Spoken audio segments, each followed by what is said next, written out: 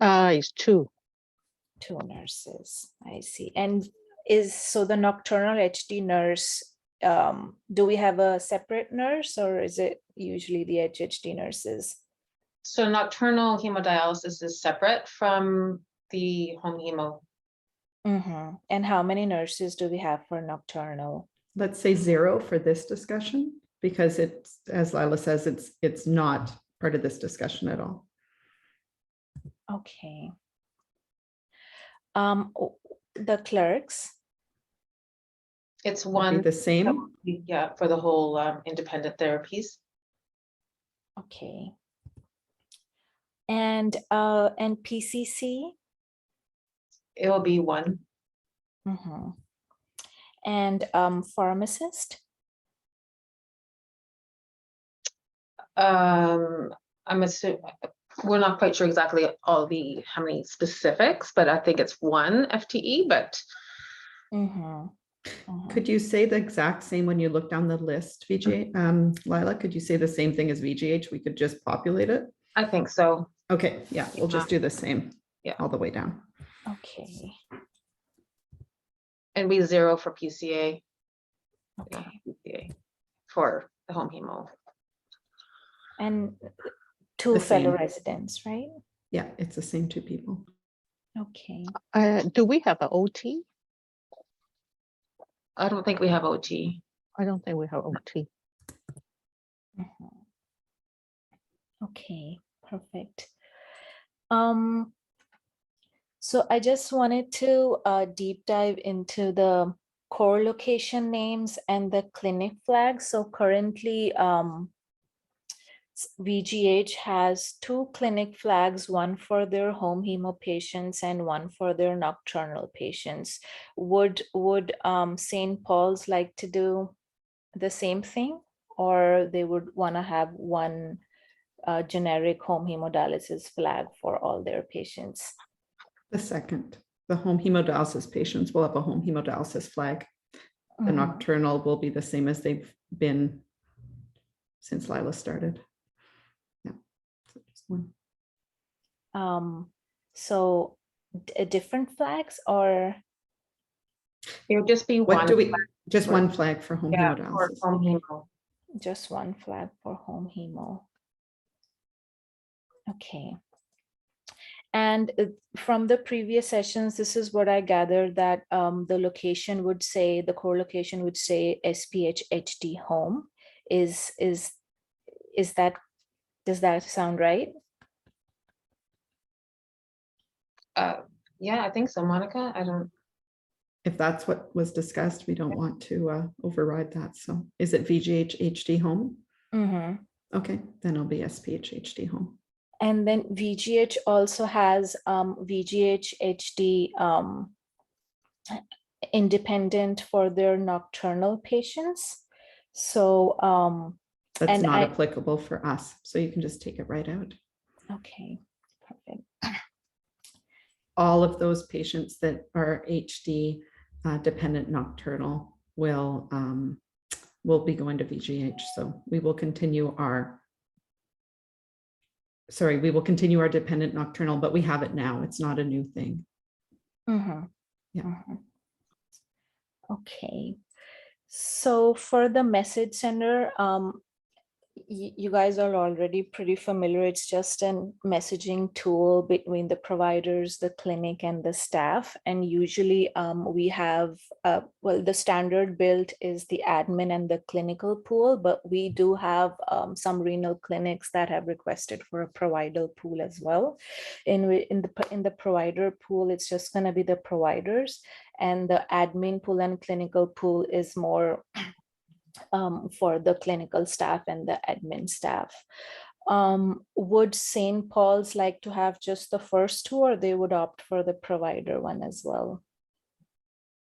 We do not need a provider pool. Okay.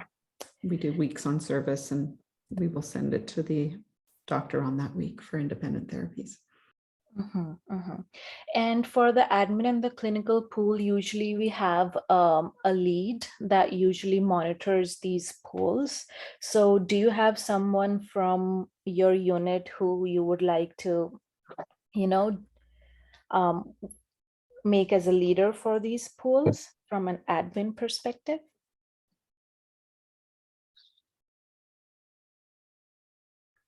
It could be like the PCC or the manager, or whoever who can, regularly monitor these pools and see who's coming, who's opting in and who's opting out of the pool. I don't know the answer to that question, Monica. Like, it's like, do you want a UC? Like No, usually they, some programs use these pools, some programs don't. So maybe right now, can it just be like Lila? Okay. Thanks. And then those ones are pretty easy to change, right? Once we know who, and if Yeah, the they group's going to use it. Yeah. Hey, yeah. it's Marissa here. Lila, it's just, you just make sure that the membership into these pools are just monitored. So you don't have like a straggler coming into your pool. So it's mainly more of like what the message center lead would do. Okay. Yeah. But you can change it later if you think that there's someone else on your team. Okay. Yeah, it's not really you. Yeah, I Yeah. don't know if it'll be used. So All I right. can help you. Good. Okay. And what about the clinical pool? Do we have someone in mind? Like it can be the nurses or any nurse or the provider or the. Why don't you put Dr. Jamal? Okay. And then we said we don't need the provider pool. So, okay, perfect. Then we have the work queue monitor. So what VGH did, that they have their HD and HHD queue. They have the same queue for both the units because both their units are in the same space. So I wanted to know, what does St. Paul's think? Do they want a separate queue, or do they want to use the HD queue? Or Sorry, I don't think VGH would have put their queues together because they're in separate spaces. But like their independent therapy unit is separate and their hemo unit. But for us, this is all incoming faxes, right? So I understand that the incoming fax would come to the independent therapy area, which would be the PD area. Is that right, Lila? So there would be a SPH HHD queue, but it would be the same queue as where you currently have PD. Yes, it's all Yeah. going to go to the same independent therapies, and then. So Monica, just to answer your question, they did put in one queue, and that's what they've decided to name it, because the clerk is the same for both PD and their home hemo program. Oh, yes. No, I think the discussion here was home hemo was in the same as HD, not PD. Oh, I'm sorry. Yeah. Yeah. Okay. Yeah. So we want the exact same as VGH for this. Okay. Okay. Perfect. So then I'm going to quickly validate what we had proposed and what we validated for VGH. So I'm gonna make it a slideshow here. So firstly, my first question would be, when we were designing VGH, we were told that all those referrals to the home hemodialysis program would come to VGH, since it was the regional center for the HHG program. But I know things are changing, and so from a referral perspective, is it still VGH would be the central No. area? So or- referrals to St. Paul's Home Hemo would come to St. Paul's Home Hemo.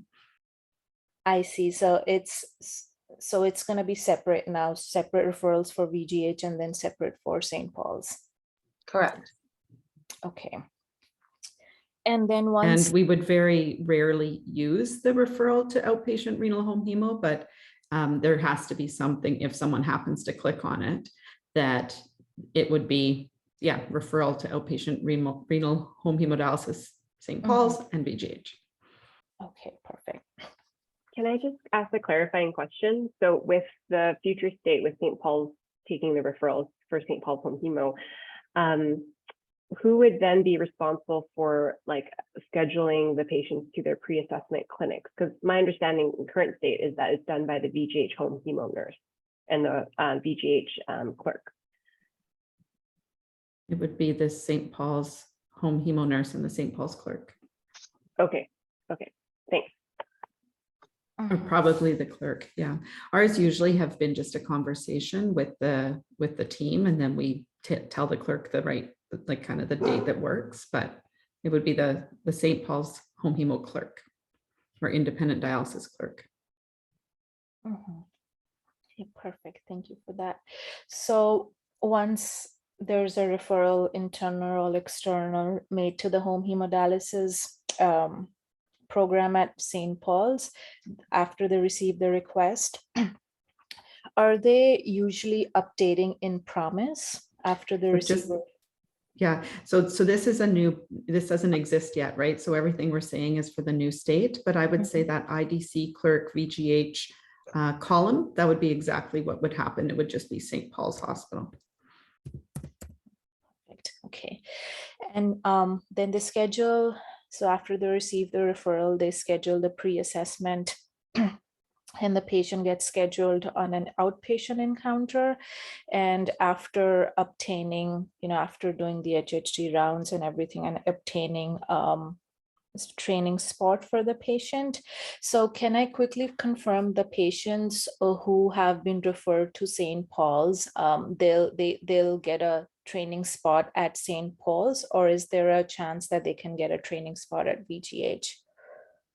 Well, I guess two things. One is this pre-assessment appointment sometimes can happen 3 years before they're trained. Sometimes it's just for assessment into home hemo, right? And so I guess, yes, technically they might train at a different site down the road, but the default would be they would be assessed and train where they're assessed. Yeah. All right, that's good to know. So then once a spot is available, we have this hemodialysis training treatment power plan that we designed, and we are going to configure the scheduling locations of both home VGH and St. Paul's into this power plan, so that wherever the patient gets the training spot, their scheduling order can route to their request queue. And then, yes, once a spot is available, you guys would communicate with your CNL. And then after all the communication is done, and then patient receives their training appointment, and the clerk would notify patient of their HHD appointments. And usually how the workflow goes is we approve the facility transfer workflow for patients transferring between HD and HHD. So on the first day of their training, the facility transfer would occur. And the HHD clerk would transfer their HD recurring encounter to the HHD space. All right, so the next is the day of training. So one thing to note for the clerk is that usually once a patient gets assigned their HHD assignment and they get scheduled, usually the clerk would have to go in and cancel their existing HD appointments so that the patient is not double booked in Cerner. So the day of training, when the patient checks in, very regular stuff, the COVID screening, the nurses are going to do their part. And so one question I had is, do the clerks usually change the status of the patient in promise once they are an HHD patient? Yes. Okay, perfect. So we're gonna add that in the workflow. Then the provider on the day of their HHD training, the provider is gonna complete their consent forms. They're going to do their documentation assessment. They're going to update the prescriptions if needed. They're going to adjust the power plans, BPMH, all the regular stuff that you guys are doing. And the HHD nurse, again, would assess the patient, document and power chart, teach the patient how to do HHD, and then the patient would itself document on the paper log sheet that you guys have.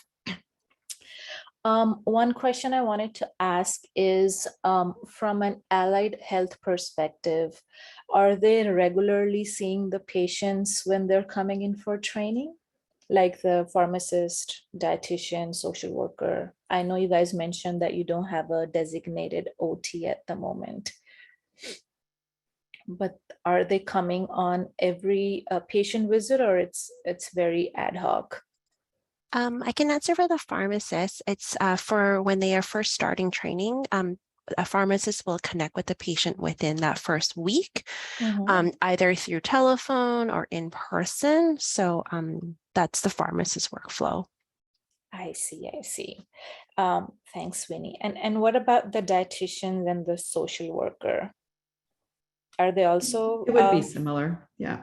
They would okay. all see the patient based on their needs. Okay. Perfect. And then comes the clinic follow-up workflow. So what I'm understanding is a referral is going to be at St. Paul's, and is the follow-up clinic, would that be at St. Paul's as well for their St. Paul's patients? Yes. Okay. And would there be a scenario that their follow-up clinic is happening at VGH, or it usually would be at St. Paul's? It would usually be at St. Paul's. Okay. Perfect. So we have a follow-up order in the system. We're just going to add the St. Paul's location in there in that order. And then, so once you place that follow-up order, the clerk would receive it. They're going to schedule the patient on their recurring encounter, and then the HHD nurse, provider, and allied, they would all do their assessments and document in part chart as needed on the day of the patient's visit. Hey, it's Maritza. Can I just ask a quick question about the follow-up appointment? Physically, where does the program plan to have these follow-up visits? In the PD space or On HD? 6A, just exactly where PD is, where the PD follow-up outpatient appointments are. Okay. So most likely 6A.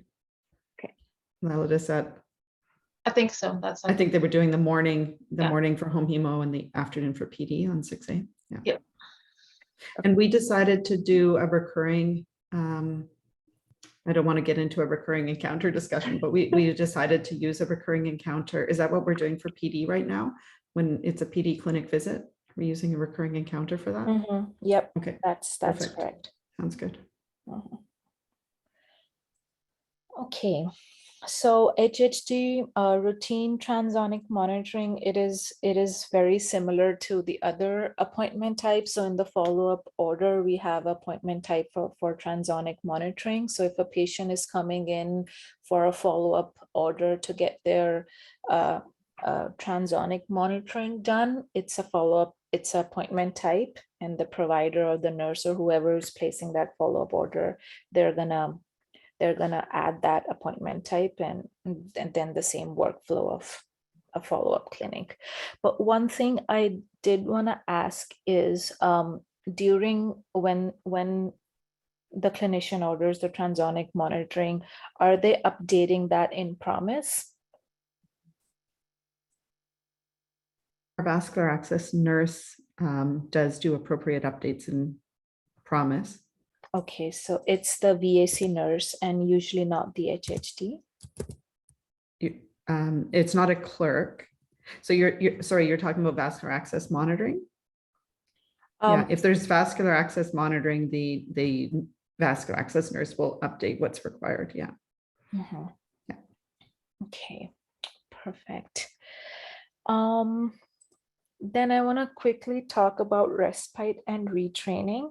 So for respite and retraining, where would it likely happen at St. Paul's? Would it always be the HHD unit, or it can happen in the HD unit as well? So I'm sorry if you guys have discussed all this before. So the actual chairs for any training is in HD. It's in B side of HD, but it is the HHD unit. So I'm not sure how that's been taken into account. So for VGH, it can happen in the HD or the HHD unit. So what would happen is the provider can order a scheduling order. And then if it's happening in the HD or the HHD unit, they can order that scheduling order either for the HD unit or the HHD unit. And that's when the order would route to their request queue and they can book it for respirator retraining. It depends on where it's happening or which clinic has a spot for respiratory training. Lila, how have you decided to do this? Would it route to the independent therapies area for scheduling, but they are scheduling into your chairs? Or that's the part I hadn't heard how that was going to be dealt with. I'm just trying to remember, Maritza, I know that we were talking about it with you when we were, I think it is going to be an HHD. Like it's kind of, if it's it will be with the HHD nurse, right? So we have 2 nurses, and so we have spaces there, but it would be, I think it depends on what the concern is or whatever, if there's any issues or stuff, but I think it can be for both, but I think it's most likely going to be with the HHD nurse, especially if it's retraining, right? Like if they're having to do some follow-ups and stuff like that, it's going to be done with an HHD nurse. It's going to be an HHD space. Because Layla, we chatted about it briefly with Dr. Jamal, and I think I just need confirmation because he did mention that any respite would be on average, he mentioned like 2 weeks, and it sounded as if himself and likely Dr. Prakal would manage that respite with the home hemo nurses. Right. But I just want to confirm if that's what the program is hoping to move forward with in the future. That's right. They will manage, the home hemo providers will manage that. Yeah. Okay. I don't know if that's the question we're asking. Yeah, like the actual physical space that they'll go into, and that's still, that will probably be a discussion point, but yeah, I think be managed by the HHD team. Okay, and if the patient just fails home hemo in general, they would just transition formally over to the HD team. Correct. I would assume so, yes. Okay. Because I think it's slightly different at VGH from my understanding. I believe the respite is, it could be both, but I think it can be the HD side that may manage or support that. So I think it is a little bit different. I'm sure that came out right, Penny. Yeah. Yep. So for the HD space, it's usually the HD clerk that manages respite and retraining. And if it's an HHD, it's going to be IDC clerk and the HHD nurse. Yeah, when you're telling me respite for me just means like you're giving them a break, right? It's not that they're failing, right? So I think we have to be careful about the terminology we're using, because if we're saying retraining, right, then obviously they're coming in for retraining because of whatever support that they require. So they'll be seen by the HHD nurse. And for respite, obviously it's the same thing. They're not failing, right? If they're failing, then obviously we're looking at taking them out of HHD and moving them into HD, right? Like that's kind of where that's the kind of the terminologies that I'm kind of hearing and how they're separated, right? So I think both respite and retraining, I think that would be appropriate to say if they are being followed up by the HHD team. Okay, that's perfect. I think we just needed to confirm if it would be HD. Monica, does that sound fair? It does. Yeah, we want the flexibility for both, but I can't see any reason why we couldn't just decide after the fact. Yeah. Yeah. Yep, you would always have the opportunity because there would be a schedule hemodialysis order in the system. So in case if HHD, there's no spot at the HHD unit, you can always order respite and retraining at the HD unit. Okay. HHD patient to ED. So when we were discussing with VGH, they told us that usually if a patient is feeling unwell or it's a situation in which they might need to be admitted, the patient would usually call the nurse or the unit and they'll schedule a follow-up appointment if it's needed to assess the patient's condition.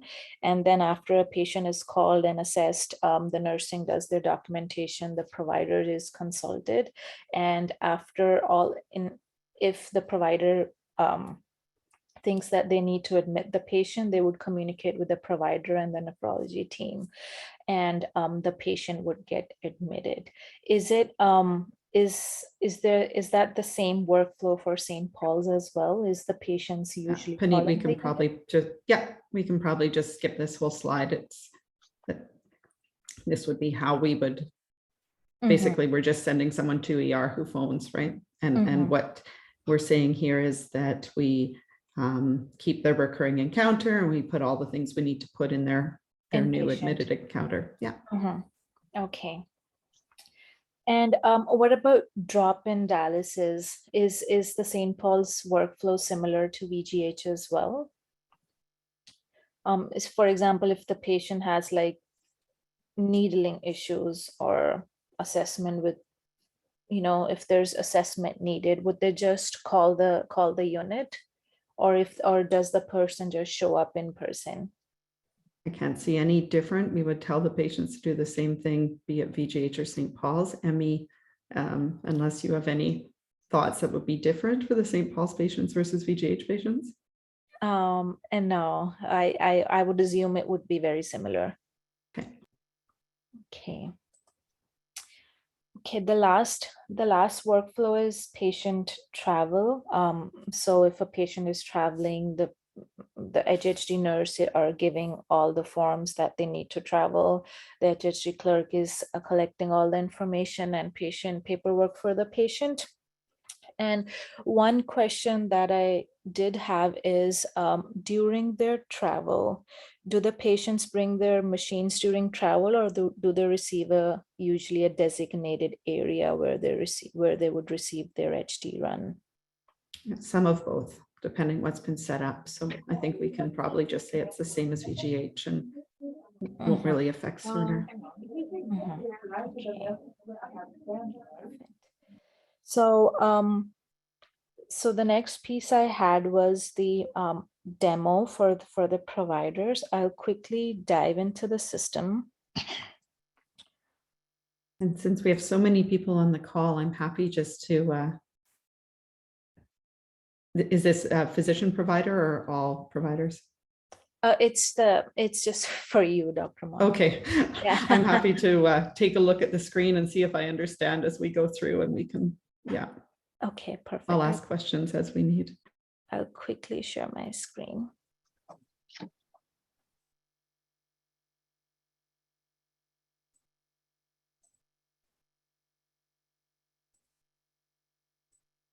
Hey, can you guys hear me? Yep, Jesse, we can. Thank you. One quick thing I want to mention, Puneet, just before you jump into the demo, Dr. Bolio, so this is something we were talking about a few weeks ago, just about the general encounter strategy. So I think it was brought up from Dr. Jamal about the whole facility transfer versus not facility transferring. And I think he had a preference to have kind of two recurring encounters open at once in some instances. So having like an HD recurring encounter and a home hemo recurring encounter. So we did some more testing, and I just want to kind of mention that that's really not like a good way to do the workflow. There's just a lot of problems with like orders hygiene.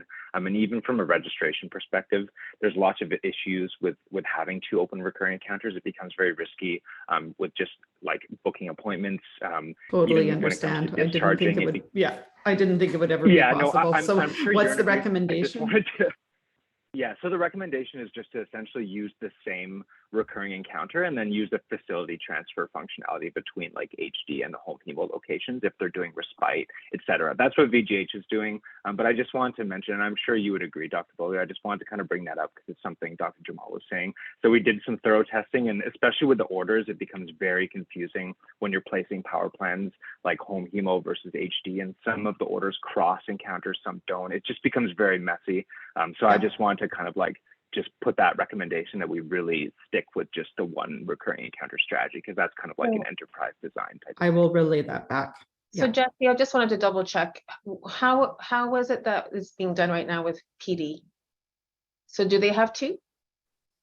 No, no one has two. No, I think PD doesn't have two. Yeah. Yeah, because I think the concern was if they were becoming an inpatient versus an outpatient, then you would have two. correct? Not 2 recurring, just 2 encounters. 2 encounters, okay.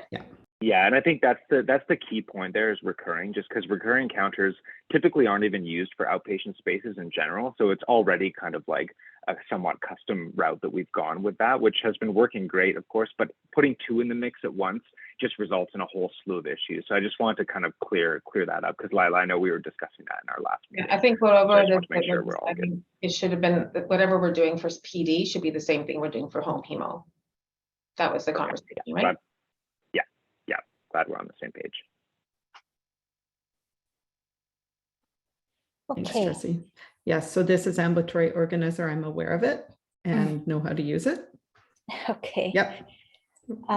Okay, perfect. So I'm gonna quickly go into the patient's chart. Oops.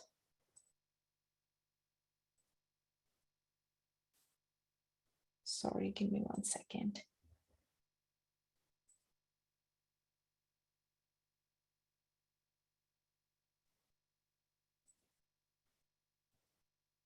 Okay, I'm in the patient's chart, very similar workflow. There's the dialysis management M page, and you'll see the dialysis prescriptions here. What we didn't design for home hemo for VGH was we firstly designed a next stage home hemodialysis power form, which was for the next stage machine. So this is how it looks. What I did was I filled out the prescription already, and all these DTAs with this icon is they're pulling in data from the previous prescription. So whenever a provider wants to change it, they can go in, change it, and then hit sign button. Very enterprise. Yeah, And and then VGH has looked through it and they're happy with it and everything. Yeah, Yes. so we're fine. Yeah. Yep. And then the prescriptions would come up in the M page. What we did change for hemodialysis for the AKI machines was that we added home in here. So that was one of the changes for the only change that we did for the hemodialysis prescriptions to account in the AKI machines. So you see Sounds good. SPH home in here. Yeah. Perfect. Then what's new is the power plan. Yes. So we did design the home hemodialysis training power plan, and this is how it looks like after it's being initiated. So it has 3 phases. It has the baseline treatment, it has the diagnostic test, and it has the scheduling order in here. We put the schedule hemodialysis St. Paul's home hemo as a placeholder, but after this session, since we confirmed, we're gonna make it virtual viewed for the St. Paul's location. That's great. And was there any discussion about how we were going to schedule respite or retraining? Is there like a 2-week power plan for respite or retraining, or how was that? Or are we just going to use the in-center power plan for 2 weeks, or what was the discussion there? Because when I talked with Dr. Jamal, he wasn't quite sure. So as per my understanding, and I know I might have Carrie on the call, but we did not design a specific power plan for respite and training. What they would do is they'll just place a scheduling hemodialysis order, and that would say respite or retraining. They can mention that in the comments and use the HD one. But Carrie, please correct me if I'm wrong. Yeah, hi, Vineet. Dr. Bulio, the only power plan that we designed for home hemo is this home hemodialysis training power plan. The intent is if there's any changes to the prescription, just the power form needs to be updated. The admission power plan will continue to remain there and can be leveraged for all the patients. If you have any ad hoc labs, that would just be added outside of the power plan. Sorry, so the leveraging will be the training treatment. So we would just add to the training. I'm just asking because when we had discussed cutover, like we wouldn't be using any of the power plans for adjunct meds or for anything, right? And so let's say you have someone in for respite, would you have an anaphylaxis module open with this training treatment one? Like the patient would have the admission power plan. But we wouldn't use the hemodialysis admission power plan. That is the intent. But there's an So echo built in here and there's echo built in the admission, like, you know what I mean? Like you wouldn't, or maybe mhm. did I miss it? For baseline treatment, can we go to that? The training Or treatment, diagnostic tests, sorry. this one mimics Yeah, the so these initiation are part. admission tests that would also be duplicated in the admission power plan to hemo. And I would think the admission power plant to hemo would have a lot of things that you wouldn't want in the home hemo, because most of these people have already been on. Some So have been on hemo. for the power plan, sorry, I'm just gonna double check. Can you guys hear me? Yep, We yep. can, Okay. I guess maybe I'll start from the very beginning when patients are generally they're receiving HD at in-center. Say, for example, at St. Paul's, before they are transferred to HHD, they would have adjunct, vaccination, admission, and the maintenance lab power plan ordered for them. So that's the 4 core power plans. Once the patient is transitioning to home hemo, the expectation is that the providers would discontinue the maintenance lab power plan because that's staying on paper. And then providers would then place this home HD training treatment to get a set of baseline labs and also any diagnostic tests. This would be used during the training for the home HD. Meanwhile, yeah, you I keep think, the sorry, I think there were there might be some discussion that those with an understanding of that have used kind of these plans, that there might be another set of discussions that we have to have. Because I think, what if someone comes from peritoneal dialysis and is starting on home hemo training? in that scenario, then the expectation would be for the providers to place this training treatment power plan and the admission power plan. The admission power plan essentially has all of your anaphylactic, your PRNs, and all of the covering orders for the nurses to do the HD. Okay, and then they would unclick all of the duplicates that are in both the diagnostics from the training power plan and the diagnostics from the admission power plan. The admission power plan doesn't have any diagnostics because we have an admission and we have an initiation. Initiation is the one with the diagnostics, which we're not placing for home hemo patients. Okay.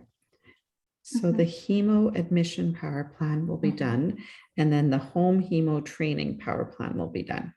Correct. Okay, but not the adjunct meds for most, because you wouldn't want the adjunct meds. It would mess up to I guess Winnie can answer. It would definitely mess up your MAR if you have adjunct meds thought to be given during treatment, but the patient's at home. Correct. And you'd be adjusting their EPO dose on their home meds, and you would have a outdated adjunct med list. That's Or Winnie, correct. has that been discussed? Yeah, I think that was the plan.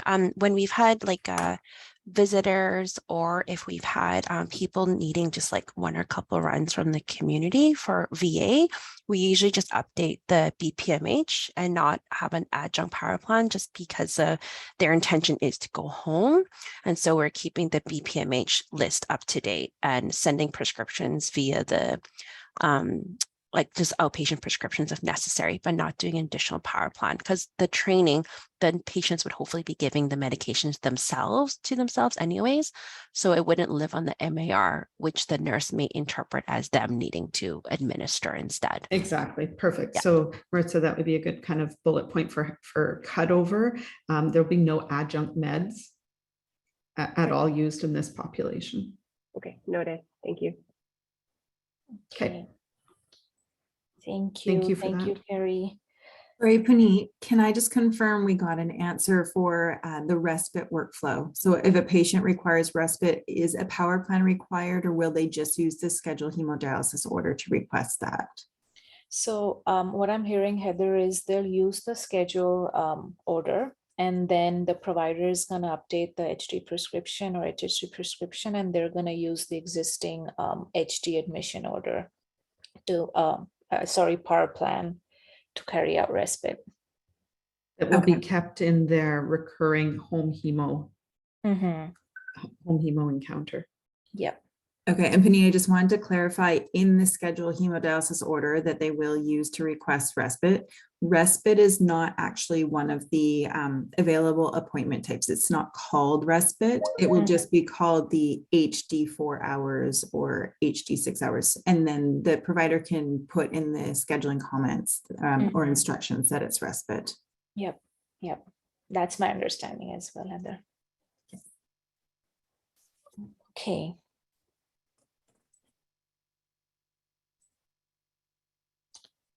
Dr. Bulio, that was basically all that we had, especially designed for home hemo, but would you like to look at something else? The other workflow is very similar to HD, like the progress notes, documentation, and I don't think so. Is there a note template for home hemo that there's has been discussed, or people just going to make their own?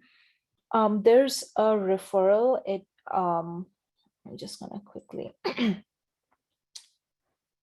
There's no as such note template for HHD, but there's a note template for transfer. But there's no specific note template designed for home hemo. So I guess the Okay. physicians would have to, enter in data themselves. Make our own. Okay. Yeah. Okay. I'll quickly go to the PowerPoint again. I do have a few more slides for you.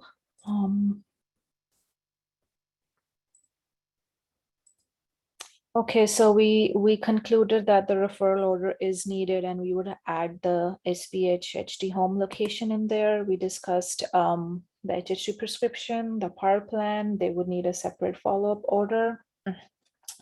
And as Carrie mentioned, the workflow would be once a patient becomes an HHD patient, they would have to discontinue the lab power plan. And also the clerk would have to discontinue or cancel their existing HD appointments so the patient is not double booked. Hey, Penny, can I just ask a quick question? Did we ever, sorry, this might be for Carrie actually, just around the home hemo initiation power plan, did we ever decide whether it would live in the quick orders for the providers? Hey, Maritza, is there a separate folder for HHD on the quick orders? There is no I don't think so. separate. In that case, Dr. Bolio, would it be confusing to add it to the HD folder, or do you want it in there at all? It has to be added somewhere. If could someone pull up the quick orders for me? I can. Yep, for sure. And then while we're doing that, I just wanted to go back to, I thought I heard something about on paper, the home hemo lab, like the outpatient labs. So, in KCC, we have a standing order lab power plan for outpatients. In PD, there's a standing order lab power plan for outpatients. My assumption is there would be a standing order lab power plan for home hemo patients that was similar to PD with, can someone just give me a bit of an update on that? So, oops, sorry, go ahead. Oh, no, okay. So Dr. Bulio was decided for home hemo patients. The HHD labs, they would remain on paper. So it's gonna keep on, the workflow would be as it's in the current state, that the providers would give a requisition to the patients to get their HHD lab work done from the outpatient labs. And how would we generate that standing order? Sorry.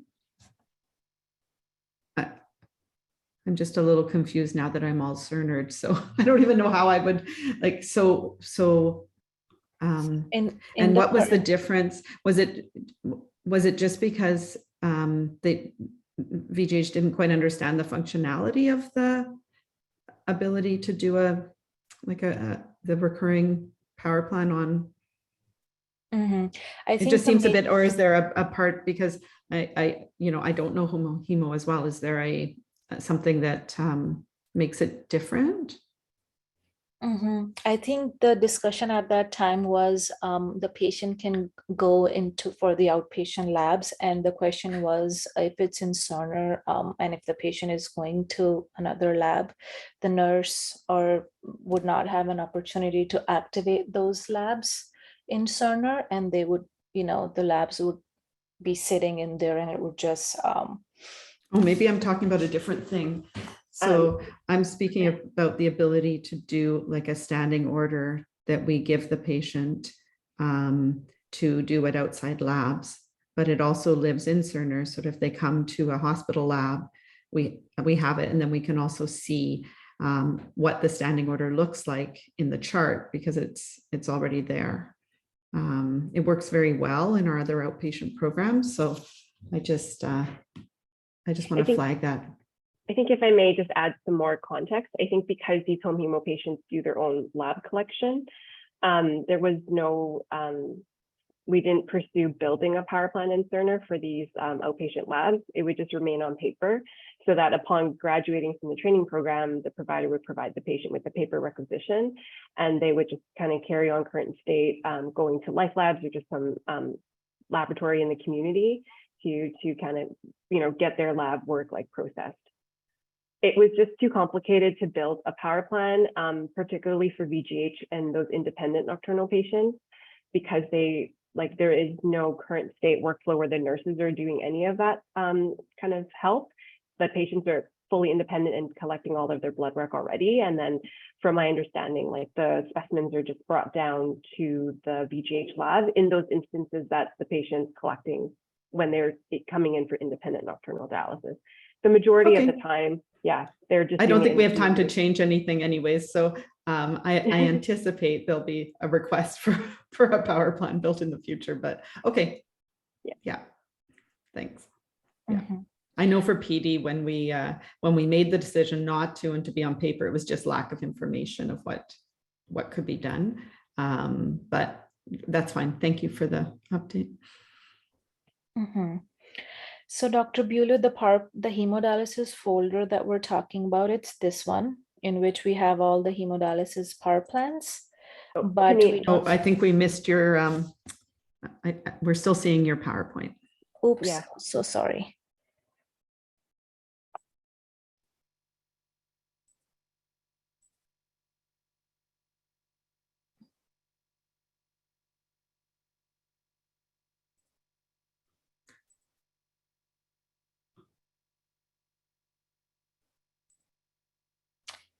Can you see my screen now? Yes. Okay, so this is the hemodialysis folder. Sorry, it's very tiny. Sure, why don't we just add it to there? Okay.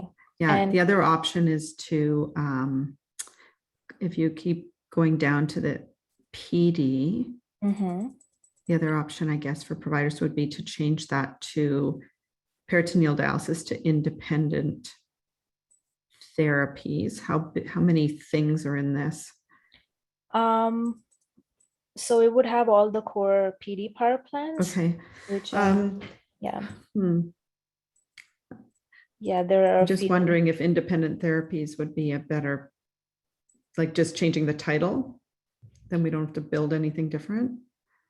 I see.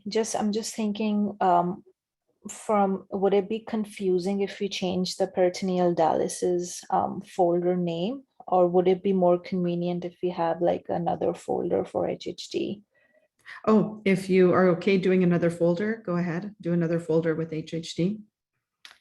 Okay. And then have the hemo admission order in there, have the two things that the provider is supposed to do, the hemo admission power plan and the HHD training. Yep, I think it might be more consistent. I'll quickly defer it to my pet folks. Diane or Jessica, is this like a valid request that can be done by Go Live? Go ahead. No, sorry, go ahead, Jessica. Well, no, I'm speaking on behalf of the provider adoption team. It's certainly a request, but Diane, maybe you can comment on, if this can be done before Go Live. Yeah, so basically, just to understand, the request is to create a new HHD subfolder. And Yeah. have the 2 power plans built in there. And that's the Yeah. the admission power plan. And which power plan? And the training ones. I can give you the names, Diane. Yeah, all right, sure, yeah, if you can send that over, I think it's possible. Yeah. Okay, perfect. And Dr. Bulow, just the naming convention, should we just name it home hemodialysis, or I heard you Yep. say independent therapy? Oh, no, now it'd be home hemodialysis. If it's a separate one. Thanks. Okay, perfect. Thank you. All right. Go to my PowerPoint again.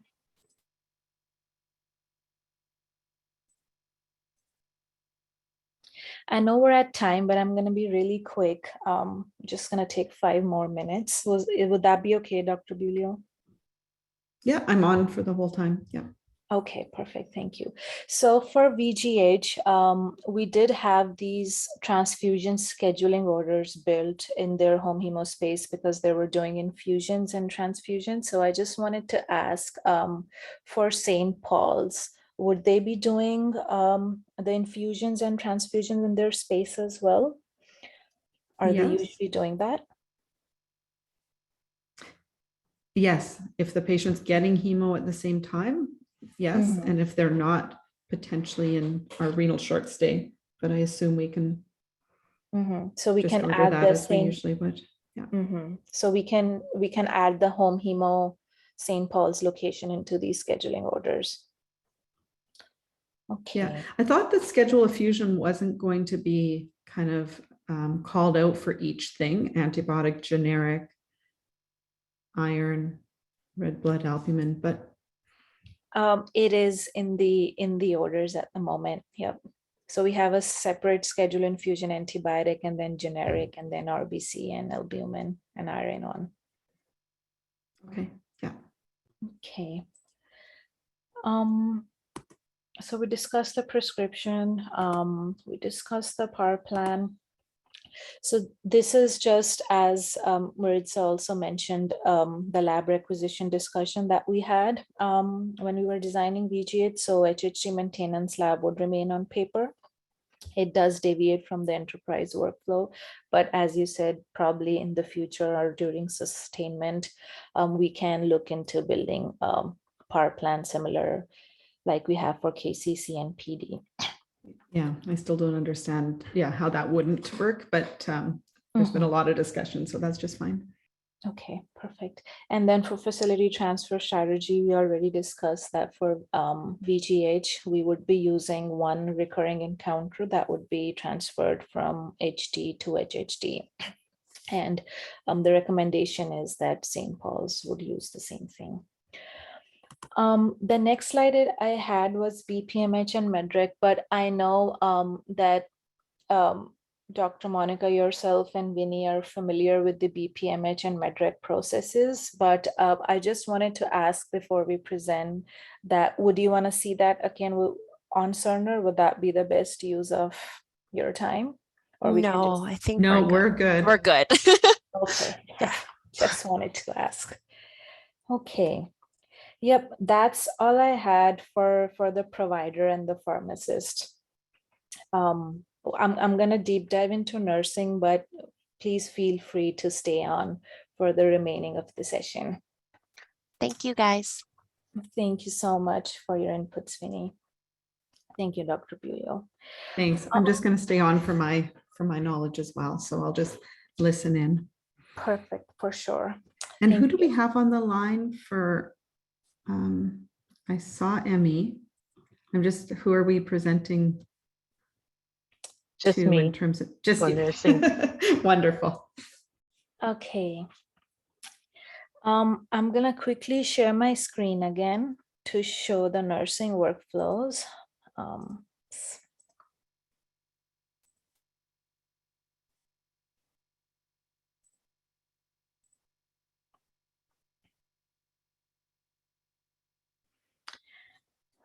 Okay. So message center, everybody's aware. I'm not going to deep dive into it, but this is how it looks like. It has the inbox. It would have separate pools, admin and clinical for the HHD space in which the clinicians and the admin folks can opt in and out. And for the ambulatory organizer, we had a resource group for VGH, which says VGH HD home all resource group, and I'm assuming it's gonna say SPH HD home for St. Paul's. So you can see a list of patients that have been scheduled for today, August the 15th. So we have two patients coming in for HD training, and then one is there for home hemo visit. The reason for HD says hemodialysis, but for home hemo, while we're booking the patient, we're gonna mention the word home. Rest everything remains the same. It's gonna say the status is going to be confirmed once the patient's appointment has been scheduled. It's gonna say VGH HD home at the bottom, and then once the patient gets a location assigned or a bed assigned, it would show up in the ambulatory organizer here. So in case the clerk is not available to check in a patient, I'm going to quickly demo how the nurse is going to do it. So once you see the confirmed status, you can click on it and you can click check in. And then it's going to pop up this window. You don't have to do anything because we're not doing tracking shell for home hemo. So we'll say, okay. Available conversations would appear up and we would say register outpatient. And I'm quickly blazing through. Please stop me anywhere if you have questions. It's going to search for an external MPI for the patient.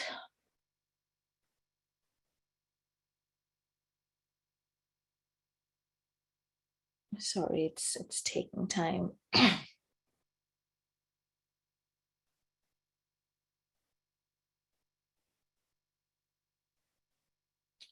Okay, so it's gonna pop up this window, and you'll see all the you'll quickly check all the patient information, demographics, encounter information, insurance, and you'll then hit complete. And you say okay here because we don't want to print any documents for today. Okay, so once we're done with that workflow, you'll see that the patient is checked in now and the location is not defined. So once this option pops up, we'll have a location built for St. Paul's as we have for VGH location, and then beds or resources, whatever you guys want to call it. And then you assign a bed to a person, to the patient, and the bed number would appear. So the patient has been checked in. We're gonna go into the patient's chart. I'm gonna log in as a nurse.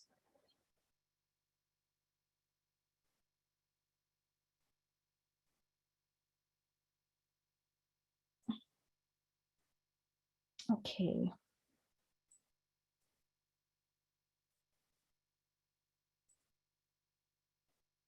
So we're in the patient's chart. We have this ambulatory workflow in which you can get all the patient information.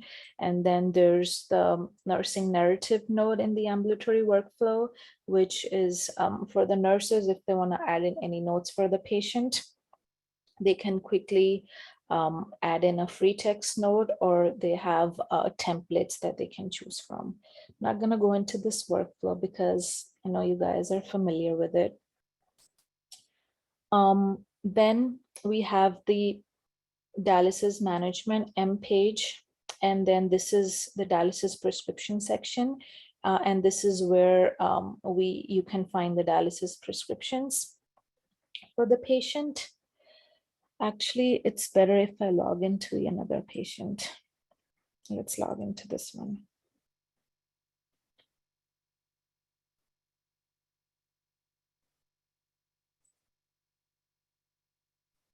Okay, so this is the dialysis prescription that you can find that has been filled by the providers, and it has all the information in here. There's a different, there are a bunch of places where you can find the dialysis prescriptions, and one of this is the M page, and then there's results review, in which you can find, if you go into dialysis view, you can see the HHG prescription in here, and there's levels. And if you just want to, focus on the HD prescription, you can see HD prescription, and it's just going to give you the HD prescription here. There's also form browser. So in cases where it's something, there's a glitch or you're not able to see the prescription on results review or the dialysis management, there's also another section called form browser in which you can see the prescriptions here. And if you click on it, this prescription page will open up. But the recommended workflow is usually not going into the form browser. It's usually going into the dialysis management end page or the results review. Okay, then we have this allergy section here. So if you want to add an allergy for the patient, you can fill out all these yellow fields, which are mandatory. So for example, for documenting an allergy, let's say food.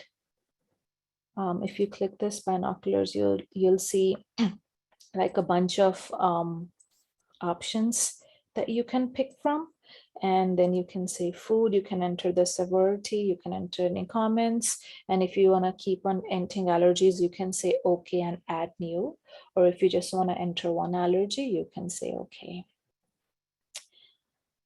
Refresh is our best friend, so whenever we're done documenting a section, it's recommended you always refresh your screen. Okay, let's go into orders. So this patient has an home hemodialysis power plan placed for the patient, and it has been initiated, but when a patient comes in, this is where you can find the baseline treatment, the diagnostic orders, or the scheduling orders. And if there's other power plans placed on the patient on their previous HD encounter, all those power plans, for example, the vaccination, the admission, those power plans will appear in this view as well. This is the MAR summary. Nothing is documented yet, but you'll see the list of all medications and the summary of all that medications that have been given to the patient. I know you guys are familiar with it, and you can always change the criteria. You can change the date here to look at the summary, and there's a bunch of filters that you can filter that from. Okay. There's immunization section in here where you can enter the patient's immunization history. So for example, if you want to document COVID, you go into immunizations, you click on history, and then you can document a bunch of information in here, and then you can enter the dose, the history, immunization, vaccine, and all this information is available for you guys to document. Okay, then I'm gonna quickly go into iView. So it's nothing has changed for iView. It's very similar as we do for HD. So we have this dialysis management band in here, and we have all these sections for PD, for HD, and we have this hemodialysis flow monitoring that you guys would use when you're documenting for transonic monitoring. And then we have pre-hemodialysis intra. One thing I wanted to ask was for VGH, so the provider suggested that the nurses would only document on the vitals when a patient is coming in for their training, and then rest, they would want it to remain on paper. I wanted to ask, would St. Paul's be doing the same thing, or there would be more documentation on this iView from a nurse perspective? I think will be the same, similar to the VGH, because patients do their charting anyway. Some of them. Yeah. Mm-hmm. Okay, perfect. What else? We have this ad hoc folder in here, and then if you go to adult POC, sorry, there was one section for renal in here.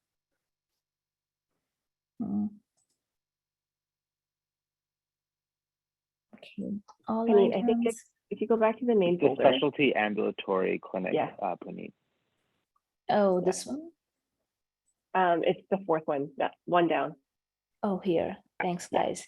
No problem. So we have a folder for renal that usually all those specific power forms that we create for renal, we put it in this ad hoc folder, so it's easier for the nurses to just go and select a power form and start documenting on it. So for example, we have this renal quick assessment.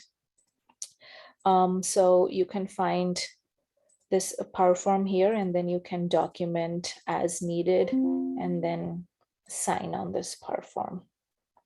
Okay. All right. Any questions on the nursing workflow?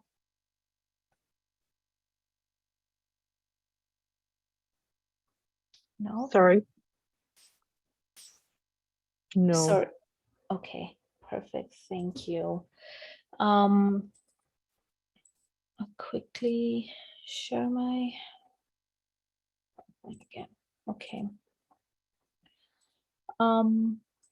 I had a slide for your nursing demo, so we reviewed everything, training power plan, prescriptions, allergies, AOI view, and then I do have a clinical collect workflow slide. For the purpose of this demo, we were not able to show the clinical collect workflow here, but you would have specific training how to collect labs when the patient is coming into the unit, the nurse is collecting it. So we usually have a printer a printer and a Wi-Fi on it, and then you scan the patient's chart and the SunQuest screen opens and it has all the active lab orders in there. And then you click on those lab orders, a label prints, you draw the specimen and then you send it out to the lab. This is how the clinical connect workflow works. Okay, for promise, we need to continue adding whatever we're adding in promise. So currently Cerner has only the ADT and SIU interface with promise, but all the other stuff that you guys are entering in promise, the recommendation is that you keep on entering that stuff in there. We have a downtime, so usually in the situation of downtime, we're making the next stage prescription non-expiring. So in situations for when you're not able to access Cerner, you can always find those next stage prescriptions to carry out training and dialysis in the 724 Access Viewer box. But one question I had is, do you guys have any sort of a box in which you're like keeping those prescriptions or your PPOs at the moment? Is there like a designated area? Because even after Cerner, we would recommend that you guys keep on collecting those prescription power forms and the PPOs and have it in like a designated place. We usually keep it in our chart. Mm-hmm. The unit clerk, once we have clinic, the unit clerk usually print out the most up-to-date prescription and put it inside the chart. Mm-hmm. I see. So the prescriptions would be replaced by Cerner. So, but what CST usually recommends is even after you guys go live, we have like a designated box somewhere in the unit that in where we're putting in like patient, like prescriptions and PPOs, so that if Cerner is not there, we can Yeah, we can definitely. talk as a team and decide if it's going to be in a chartlet or in a box or what. Yeah, where we that's can gonna be. create Thanks. a Yeah. folder or something like that. With the unit clerk, something like that. Yeah. You can always just leverage the existing HD unit one for PD. So that's something that the program can decide. Thank you. Okay, the last one is FormFast. So we collected a bunch of forms from VGH, but usually the FormFast CST team has a criteria in which they only put in specific forms in FormFast. So for VGH, they only agreed to put the independent dialysis hepatitis vaccination request letter in there. Does VGH have a similar form? Like, do you guys have a hepatitis vaccination request letter that you guys use?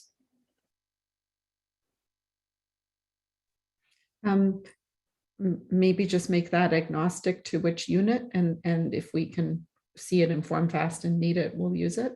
Yeah. Okay. So as long as that one just says independent dialysis unit / St. Paul's VGH, then if we need it, we'll use it. Okay, so you're saying that this form, on this form, we should change the header and say St. Paul's, or do you guys have? Well, I assume it just says, please vaccinate this patient. I'm not sure what the request letter says, but if the request letter is just asking a community vaccine clinic to vaccinate someone, then we could use this as well. I see. Okay.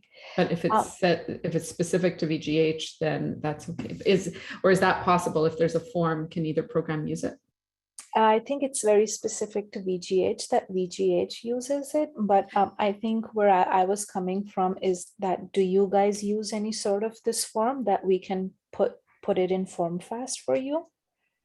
We use the same form as yeah, VGH it's the same anyway. form is what I'm saying, is can we just pull it off and use the same form? Yeah. Okay. Okay, so if you guys use the same form, it's in Form Fast already for you guys to use.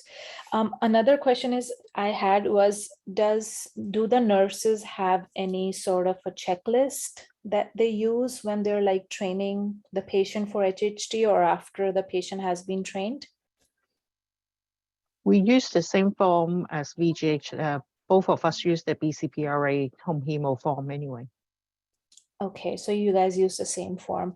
And does that form usually land in the patient's chart? Yes, it does. Okay. Yeah, when at the beginning of training, the unit clerk usually print it out and then we fill it in, and yeah, at the end we'll put it behind on the chart. Okay. Inside the chart. And I assume, Puneet, that's what, just like the one that was made for PD, Yes, the RN so. checklist, that was what we would need for home hemo. Okay, so the post-training assessment power form. Okay, perfect. We did build a power form for the training assessment power form, but I think that is specific to PD.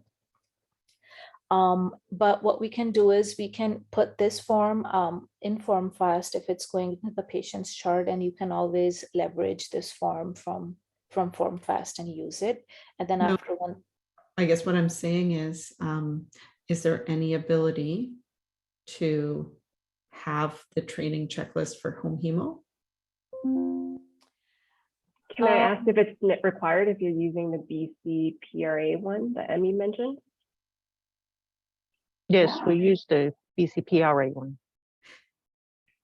If it's okay for the nurses to be able to use it, and it's easy to document and it's easy to upload, and that information can be seen in the same way, then sure, just use the one that you're already using. Because I'm thinking it would just be printed, like if the clerk can support printing that form from BCPRA, then when the checklist is completed on paper, it could be indexed and scanned back into the patient's chart in Cerner, and it'll just be visible in the documentation list. Yeah, it's always just harder to, as you know, to kind of go through scanned documents. Then when I see the patient's PD checklist, it's quite easy because it's kind of built into the patient's chart versus looking back at 100 charts to open a scanned document. But if it wasn't brought up to build, then I think we just have to go forward and say it wasn't brought up, and we'll have to use the one that you're talking about. Yeah, so it was not brought up in the home hemo sessions with BGH, but we can definitely look into the request, Dr. Bulio, after go live and see if we can build a similar form for home hemo. Okay, any questions from a provider or a nursing? I know we have the clerical requirement gathering after this, but anything that the nurses or the providers or even the pharmacist, any questions?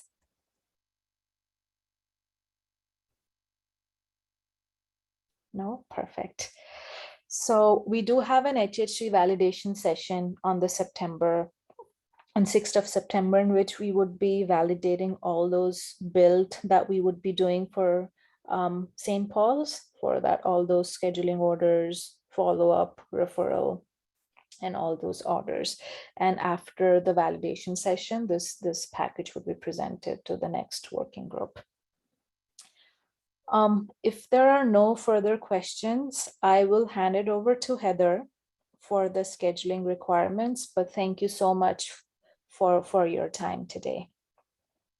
Heather, take it away. Thank you, Puneet.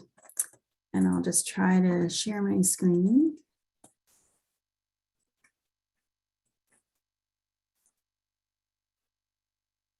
Please let me know if you can see my slide deck. Yep, I can see it. Yep. Perfect. Okay, so just to introduce myself, I'm Heather Eli, and I'm one of the scheduling analysts on the CST team.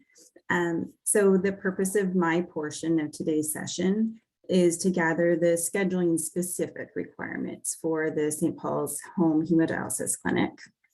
So what I'm going to do is show you what has been built for VGH home hemo in the hopes that we'll leverage the majority of what has been built and just customize where needed. Do we have any scheduling resources in this group? I'm just wondering, so I can do a demo of Cerner scheduling and a little bit of the workflow of home hemo, but I just want to know if that's appropriate for this audience. Probably not from who I see on the screen. Okay, so we have, is Layla the manager of this area, and you're pretty familiar with the application? I will be the manager of this. Yeah, okay. I'm not necessarily familiar with regards to scheduling, but I think Lilia is the UC for presently for PD, which will also be independent therapy. So maybe Lilia will be able to answer some of the questions regarding scheduling. It should hopefully be similar to what PD has been doing. So she might be able to give some more clarification on that. Okay, I'm just wondering if it would be a good use of time to provide a little demo of the scheduling application. I don't want to waste anybody's time if this is. I don't know if we need it. Sorry, I missed Lilia. She's on, but she's one of our UCs, but she's been using it since the beginning and in like 2 or 3 different areas of renal. Yeah, So I that's think what we're I thought. probably okay. Okay, what I will do quickly is show how we have set up the books and bookshelves for home hemo at VGH, and then that can just start the conversation of how we want to set it up for St. Paul's.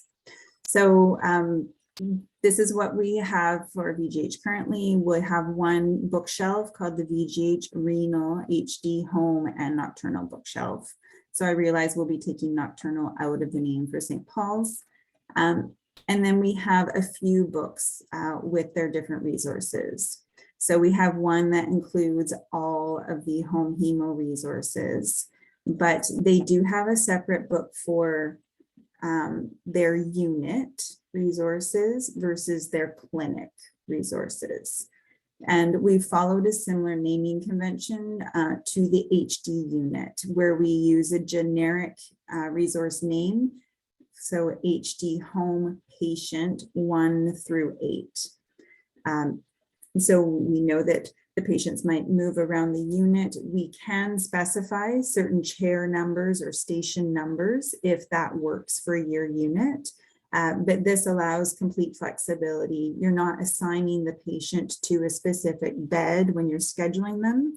Instead, you can do that when you check them in. So that's kind of the workflow or the design that we've used so far. That all sounds exactly perfect, and especially the difference between the clinic versus the non-clinic resources. So that's perfect. Yeah. Great.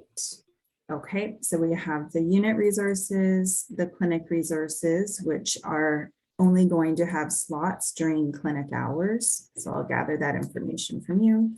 And then they also have a home nurse for home visits. And then this is the nocturnal book here. So I'm going to jump into my resources slide. So this is where I can gather what you will require. So as you saw, the VGH home hemo unit has 8 resources for their unit. Is that how many resources should we build for St. Paul? So this should reflect the maximum number of patients that you can have on the unit at one time. 8 sounds good. Okay. And then the hours, so the duration of the slot for VGH, we have Monday through Friday, 7 to 1500. So that the majority of their patients will be booked between 700 and 1500. It is possible to book outside of that slot, but the slot should reflect when appointments can be scheduled. So are these hours similar for St. Paul's, or should I change that?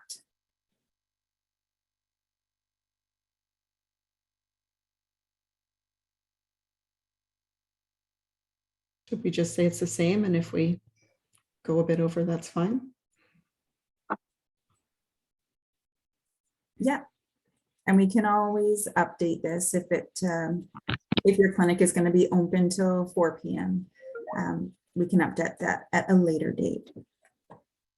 So I'll do that for now. And then just a note that we realize there could be some multidisciplinary resources involved in these appointments, but there will just be one appointment booked to the one generic resource.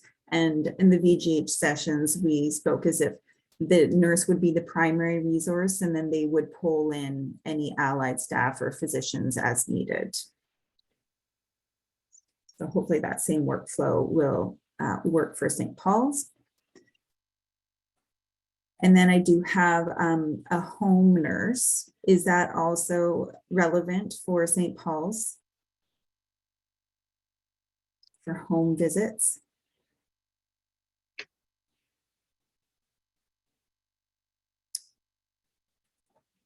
Does anybody know if nurses will be doing home visits for these patients? I don't think so. I mean, do you guys ever go to a patient's home? PD does. Like, I know we have a clinic, like a link nurse. Her name is Christy, and she's going to be working right now. She works for PD, but she will be working for the independent therapies, and she does home visits, but she does it as more of the pre to make certain that the home is suitable for home hemo, but she doesn't do any kind of treatment. So I don't think there's going to be any home visits in the sense of any kind of treatment that's done. If there's any issues or anything, they'll come to St. Paul's. Okay, so would you like me to remove it, or we could leave it in there in case that becomes something that is needed? It doesn't need to be used, but if it's going to cause confusion, I can remove it. Leave it for now, and then I guess we can have a conversation with the team. Okay. And then the clinic portion. So it sounds like the clinic will happen in 6A, but we'll build it all under the same core location, because I recall having issues for St. Paul's PD. We built out a separate core location, and that caused some issues. So we'll just need to build out the separate resources. So for VGH, we have 6 clinic resources. So that means a maximum of 6 patients can be booked at one time. What should that number be for St. Paul's?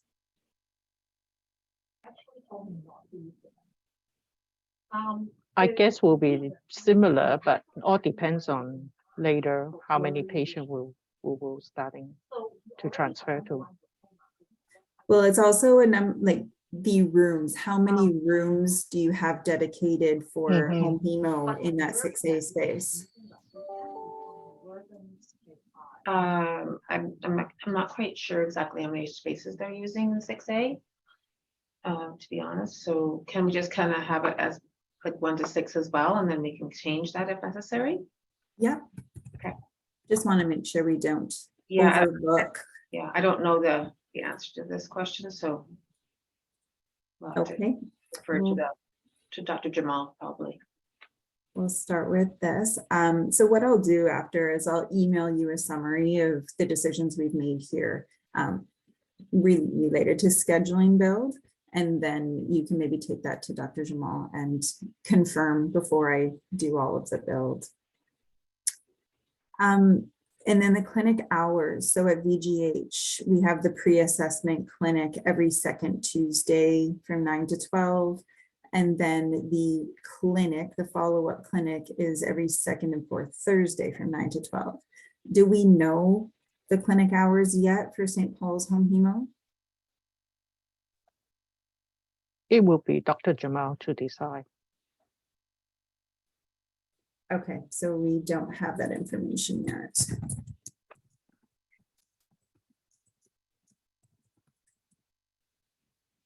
Okay.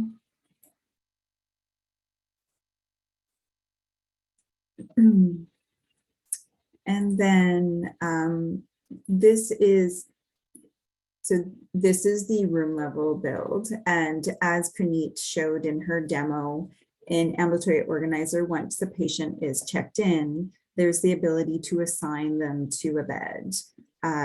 And so this is helpful build. If we're going to be booking the patients to a generic resource, this is where you can specify where they actually will be located when they have their appointment.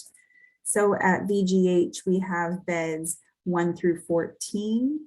And then for the clinic time, we have exam 1 through 6. So at St. Paul's, do we have an idea yet of the number of beds that will be used in the unit versus the number of rooms that will be used in the clinic?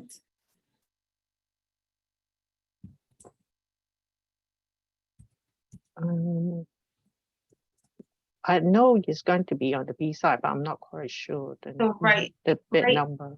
Yeah, right now we have 2 specific spaces that are being acknowledged for home hemo. Do you mean, sorry, you need the bed numbers? Yes, if this is some functionality that you want to take advantage of, which we do recommend, then we'll need to know the bed numbers that the patients will be using so that they can be assigned a check-in. Sure. So presently it would be B 12 and 13, but I don't know if they want like home hemo 1 and 2. I don't know. But yeah, so that's the physical spaces within the within the hemodialysis department. Okay.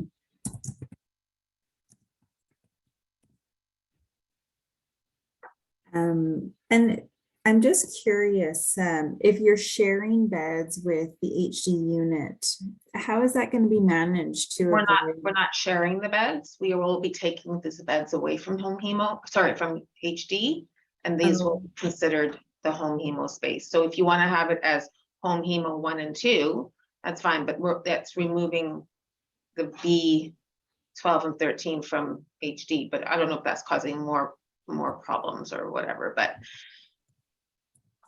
so those specific spaces in HD will be converted to home hemo. I see. Okay. Does that make sense? It does make sense. Okay. So yeah, I think if it's going to be under the HD home core location, naming them 1, 2 would probably make more sense. And then I'll just make a note that they're being removed from the HD unit. However, the HD unit, I know their bed naming is based on pods. So you can see it's got A01, A02. Right. So do you know which bed numbers they are based on that naming convention? Yeah, it's B12 and B13. Oh, it is B. Okay.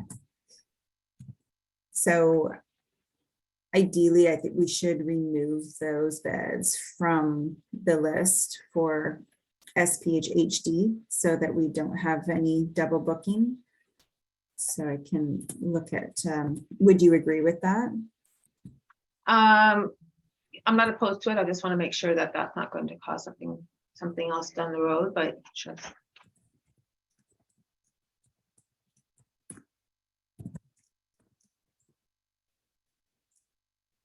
Okay. Yeah, it shouldn't have any impacts other than removing those 2 beds from this list when a clinician is trying to assign a patient to a bed. Okay. Okay, and then for the clinic beds, is that still unknown, the clinic space? Do we know how many exam rooms will be I don't available? know the answer to that question. I know it's in 6A, but I don't know how many actual office spaces are being used.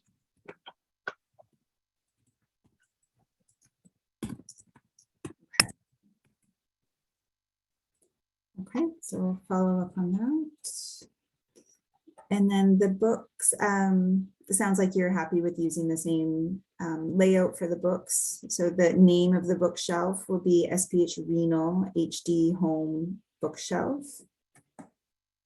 And then we'll have books named Home All, which will include all of the resources, the unit and the clinic and the nurse.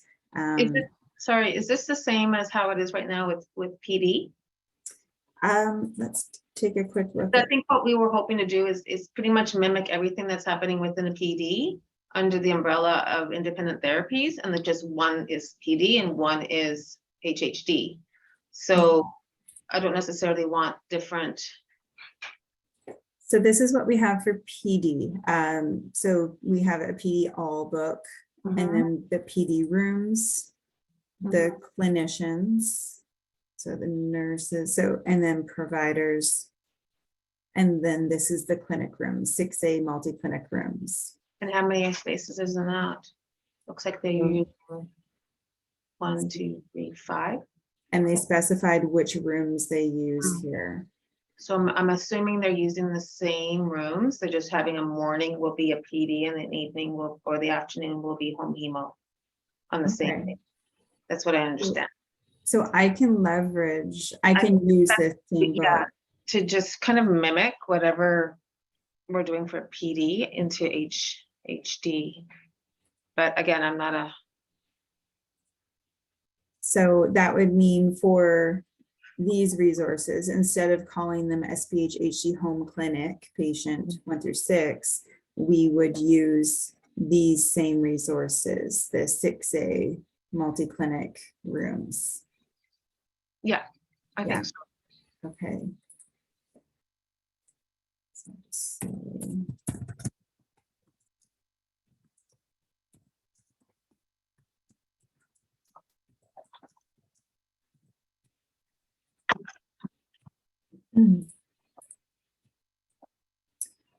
Okay.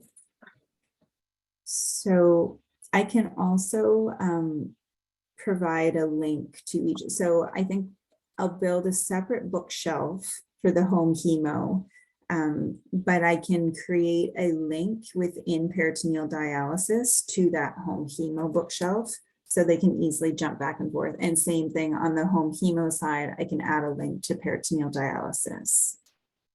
Okay. So they can jump back and forth easily there. Okay.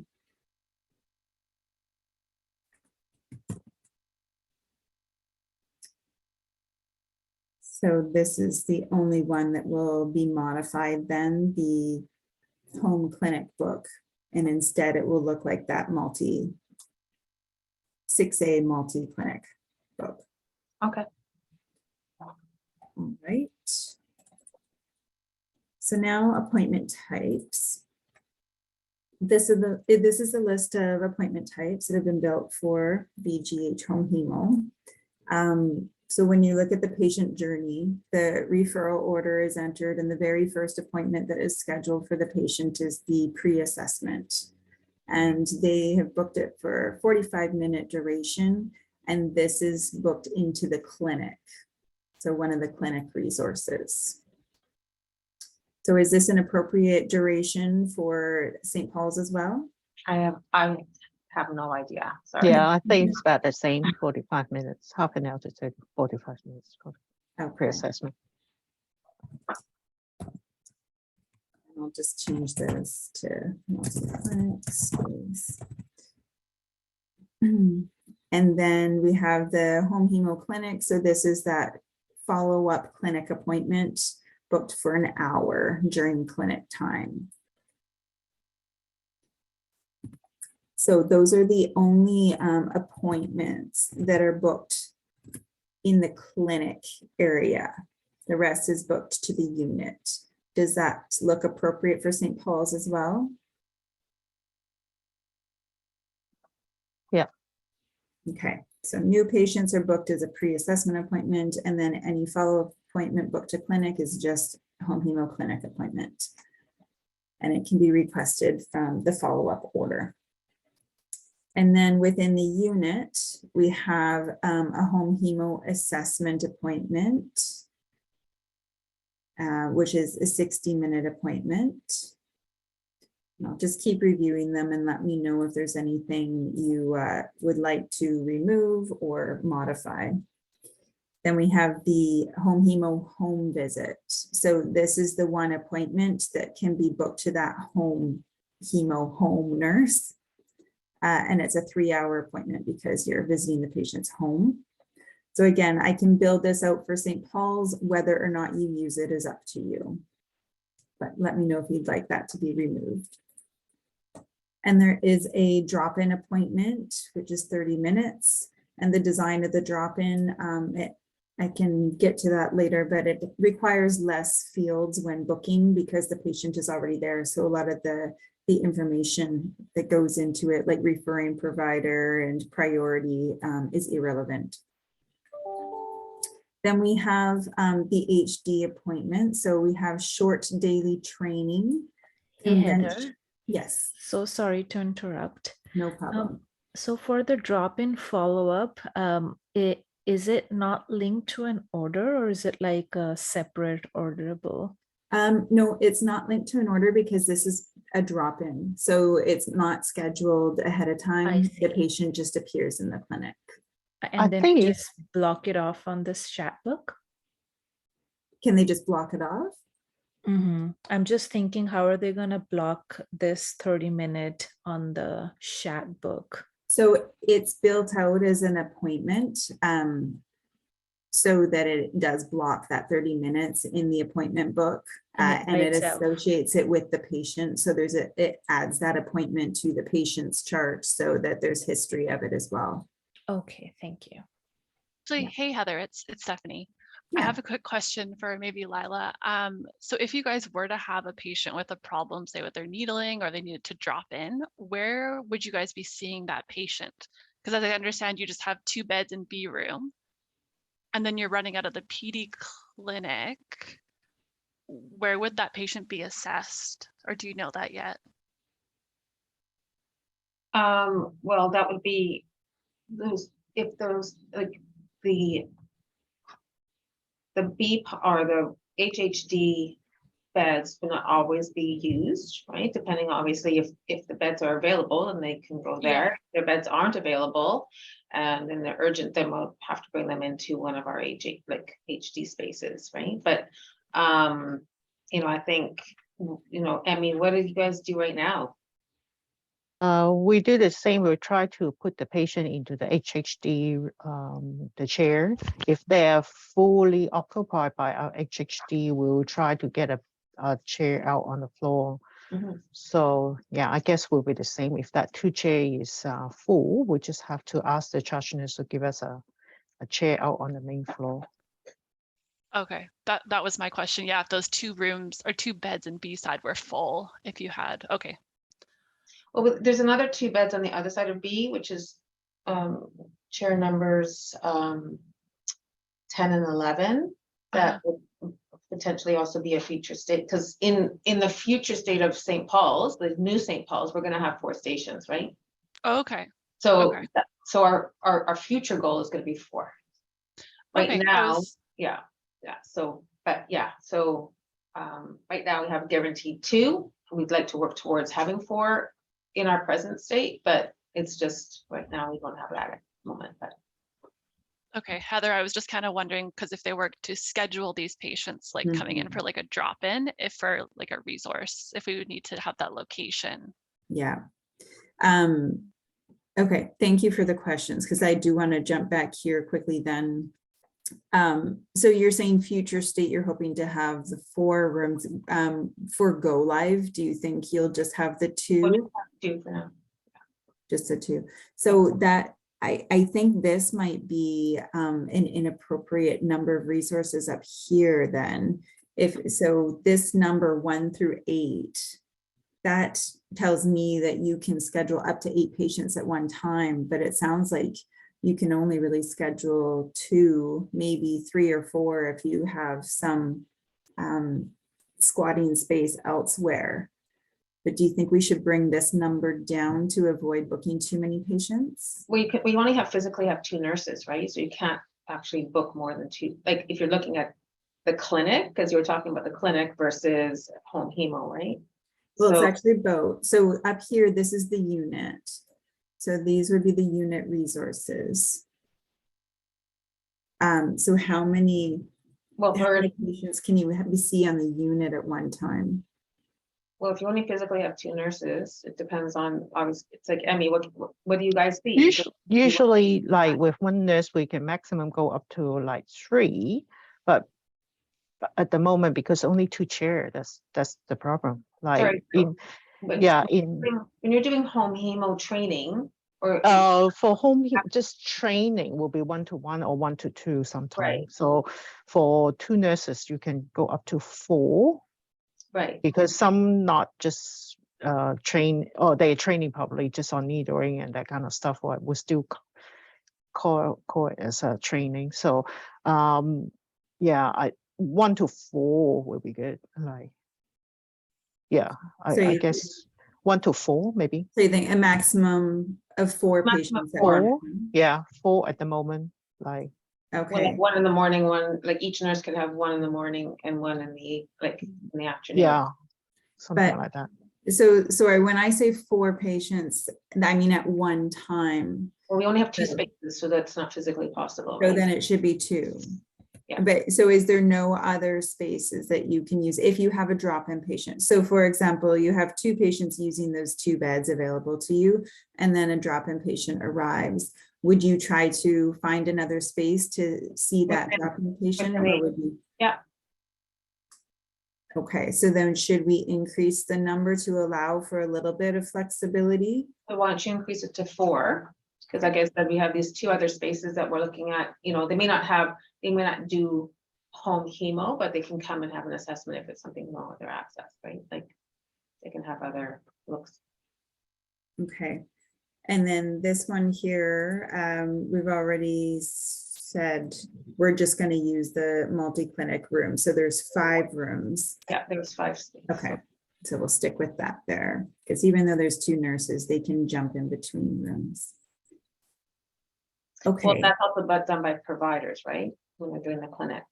Oh, right. Yes. But again, I'm sure that the patient will wait in the room when the providers or maybe a clinician goes to visit them. Mhm. Okay. Okay, so we got to here, and then when it comes to the training appointments, so Promise has requested that you schedule what the patient is training for to do at home. So if they're training to do nocturnal training at home, then this is the appointment type that should be used. They all have very similar durations, because during the discussions with VGH, the nurses said even if they're being trained for short daily, it still takes about 6 hours to train them. So these are the durations that have been applied to those appointment types. And these would take place in those 4 unit resources. So I know there's only the 2 beds right now, but we are building out 4 resources. So does that all look okay? And then down here, we have the hemodialysis 4-hour and 6-hour. These are intended for a respite. So these should be used when you're scheduling training. But if the patient just needs a respite appointment, they can be scheduled either on the SPH HD unit, or they can be scheduled in the home hemo bed. And the design is to just use this appointment type, which is a shared appointment type. It's already being used by the St. Paul's HD unit. And then just to indicate in the scheduling comments that it is a respite patient. Yeah, that's good. Okay. Just a question on for the transonic monitoring. Usually the patient come in for the transonic, they will also run with us as well to complete that 4 hours dialysis. Is that anything at? Yeah, that is correct. That was discussed at VGH as well. So this appointment type should be used if the patient is only coming in for transonic monitoring, and it's a 60-minute appointment. If the patient is coming in for training or respite and getting transonic monitoring at the same time, then it can just be entered as a special reason for dialysis when you're scheduling that appointment. So it's the reason that is required is for promise, because promise needs to capture when that does take place. So, Okay.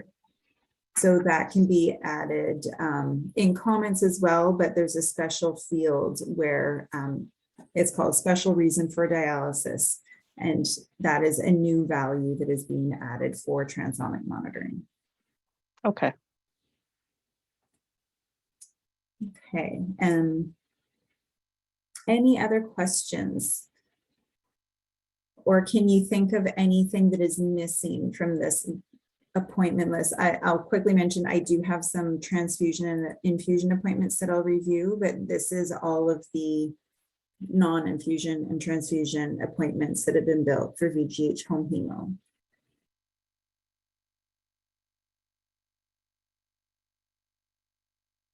Okay, so it sounds like we can use the same list, which is great.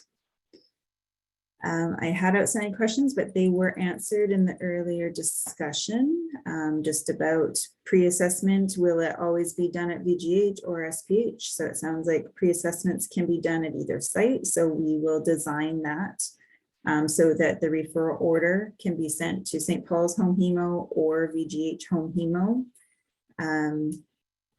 And then also I had a question about respite, and yes, you answered the question saying that they do respite at SPH home hemo. So this is the list of transfusion and infusion appointment types. Puneet mentioned these in her portion as well. So these will be scheduled to those 4 resources on the unit. And these are the default durations that are assigned. Do you see anything that concerns you with this list? Anything that needs to be modified?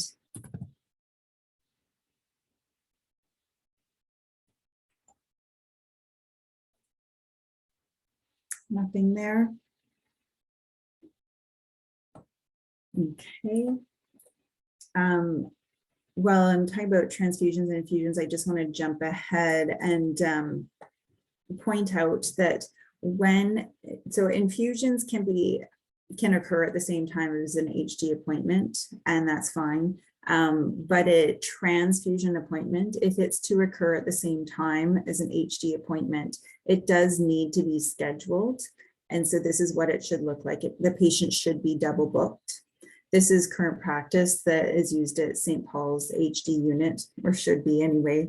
And the purpose of this is so that transfusion medicine gets the notification that a patient is going to transfuse so they can prepare the blood product appropriately, because they have a report that notifies them based on appointments being scheduled. So I just wanted to point out that double booking is required if a transfusion is happening at the same time as HD. Is that happen already with the regular HD here on St. Paul's? It should be, yes.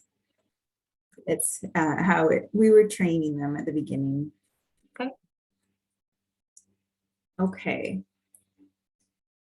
So just a couple workflow things just to clarify. So I'll just do a high-level overview. New patient is referred to St. Paul's HD home. the patient will be booked for the home hemo pre-assessment appointment at St. Paul's, and they get a pre-outpatient encounter for that appointment. If the patient is suitable, they're added to that promised wait list. And when space opens up, the clinician will enter a scheduled hemodialysis SPH home hemo order, which can be used to request the patient be booked for training. And they can specify the SPH HD home or VGH HD home location, but we'll assume that these patients are going to go to St. Paul's for their training. And then the clerk will receive that request and schedule the recurring training appointments.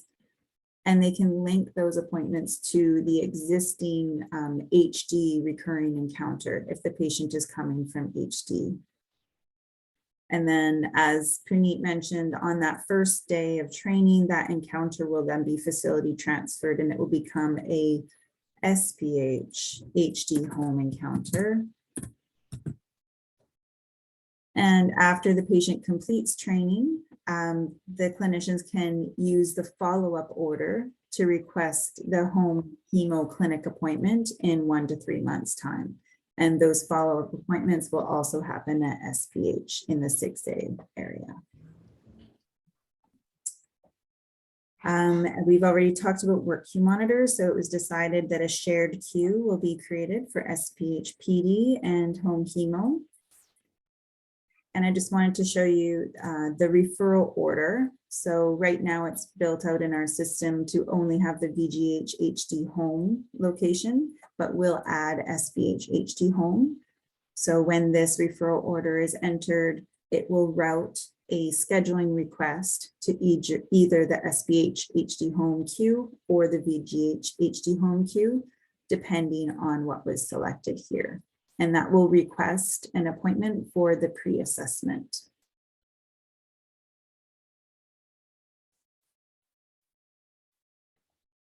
And then I just wanted to show you what that schedule hemodialysis home hemo order will look like. This is an example of VGH home hemo order.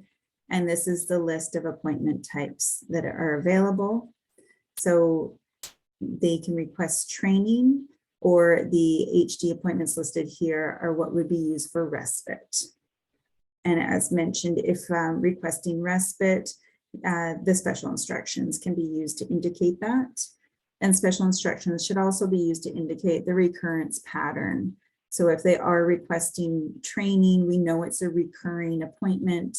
So hopefully they can use special instructions to indicate the patient should come Monday, Wednesday, Friday. It's Monica again. Can I just ask the discussion around naming home hemo training HD conventional training? I just use this drop down a lot and I guess I'd be confused. Just thinking conventional means something different than,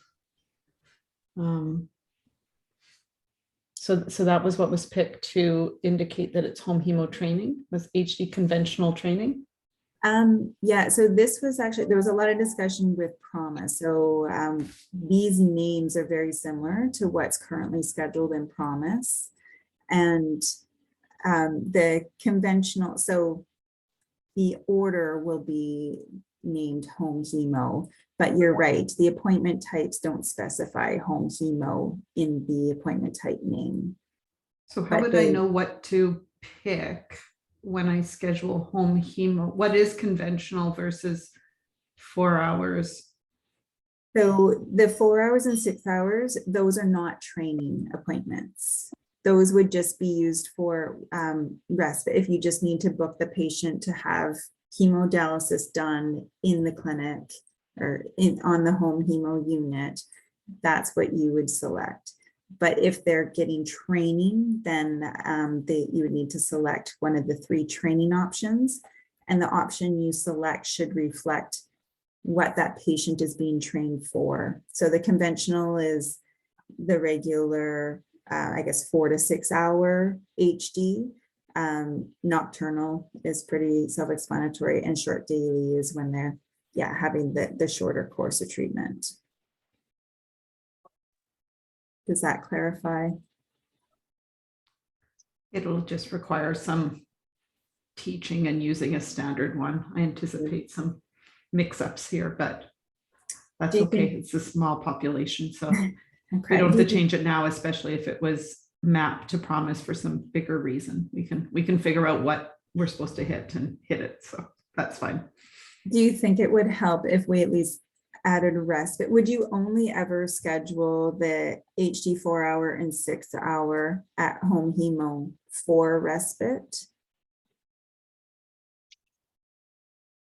Or would there ever be another reason to schedule a patient to receive HD outside of training? Yeah, I'm still not even sure what conventional training versus short daily training, like we don't know when we ask the patient to be trained, what they might end up getting. So why don't you just leave it and we'll try to figure it out, because I'm sure these hemodialysis 4-hour, 6-hour, they map to that appointment type in non-home hemo environments. So I don't think we should be messing. We should be keeping these as consistent as they are everywhere else. So I'm sure we can work around it. Okay, but I do want to point out, you're right, the appointment types, they do have their set naming conventions, but this drop-down list can be modified without impacting the appointment type. So we can change the description on here without impacting the name of the appointment type, which you're right, is a little bit bigger of a change. So if it would, yeah, it's very important. It's the same at VGH and St. Paul's. So I don't want to make any changes here without that bigger discussion. okay. So we'll just leave it. Hey, sorry, it's Stephanie again. I have a quick question. Would patients receiving respite, would they ever receive it in the regular HD unit and not in the home hemo 2 beds and B-side? Yep. Yeah. Yeah. Mhm. So do we have that, Heather? So that would just require them to use the other order, the schedule hemodialysis SPH order, I believe. So there's different orders for different locations. Yeah, I was just wondering, because then that would route to the HD clerk Yes. rather than, right? Okay. Yeah. And because they are sharing appointment types, if a mistake was made and the provider used this home hemo order to request a respite appointment, and it turned out that they wanted that patient to go to the HD unit, it is possible if the home hemo clerk received it on their queue, they could book it to the St. Paul's HD unit because it's a shared appointment with that location. So it is possible to correct that. If there's discussion and they say, oh, we have no room, let's move them over here, they can easily do that. Okay, yeah. Okay, thanks. Yeah. And then just a quick look at the follow-up order. So this is the order that can be used to request the assessment, the home hemo clinic, a home visit, or the transonic monitoring, which is done on its own. And again, this follow-up order is used for or intended for that electronic communication to trigger a request to land on the request list for the clerks. But it is not mandatory. These appointments can be requested verbally as well. Heather. Yes. So sorry to interrupt. So the follow-up order, I just wanted to confirm the title. Would it say St. Paul's versus VGH? Because I don't see a scheduling location in the order. Yeah, these orders are based on ordering location. So yes, what we have done for all of the other follow-up orders is we just split them out. So St. Paul's will have their own order, VGH will have their own order. They might be exactly the same, but it just avoids confusion if there's any future changes. Let's say VGH wants to add a new appointment type, but St. Paul's doesn't.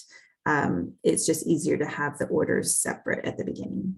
So it will likely be prefixed with VGH and SPH. Okay, perfect. Thanks.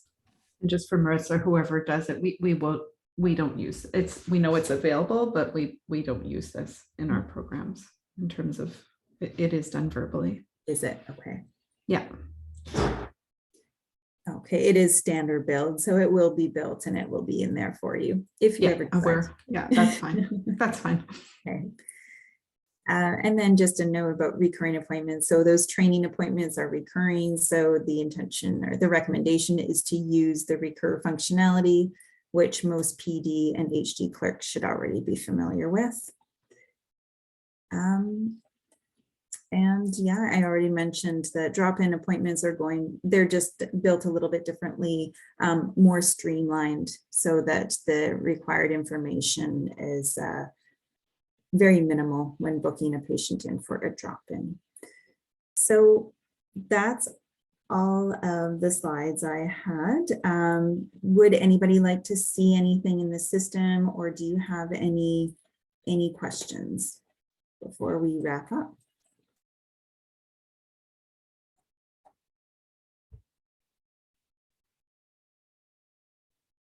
Hey, Heather, it's Marissa. I just had a question from a promise perspective. Just in regards to the downstream interface, did we sort out with the promise team how that would look like for the home hemo appointment? Yeah, so we've done a lot of back and forth with promise when designing the VGH home hemo. Okay.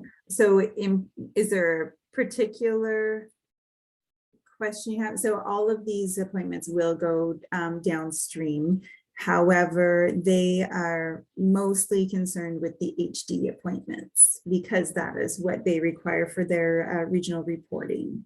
So yes, I've done a lot of training to make sure that these appointments align with, actually it's all of these align with the appropriate HD appointment on their end.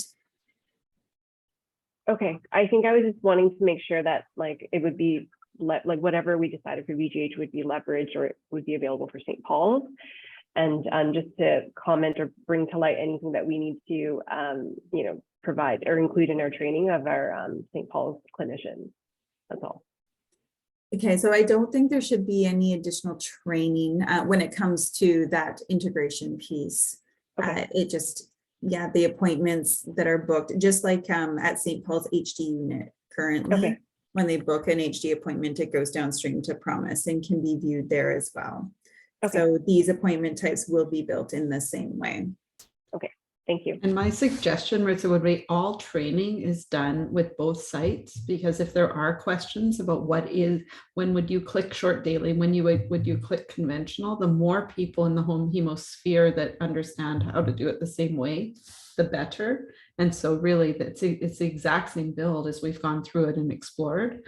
So if there is a way to start to discuss most of this together, it would be very helpful.